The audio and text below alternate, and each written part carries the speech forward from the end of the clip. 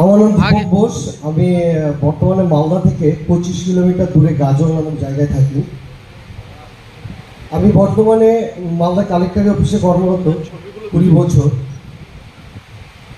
তার মাঝখান দিয়ে এত টাকা জীবনে লস করেছি বিভিন্ন গুরুদেবের মাধ্যমে, যারা এসে খালি ঠকিয়েছে। সেই জায়গায় দাঁড়িয়ে জীবনে এমন একটা জায়গায় হতাশাপন্ন হয়ে গিয়েছিলাম গত 3-4 বছর আগে। সেইখান থেকে আমি সারা জীবনই ভাবতাম যে আমি কোনো একটা বিজনেস করব, যে বিজনেসটা আমি ঘুরবো টুরবো, খাবো দাবো, ইয়াস করবো, আনন্দ ফুর্তি করবো এবং প্রচুর মানুষকে হেল্প করব।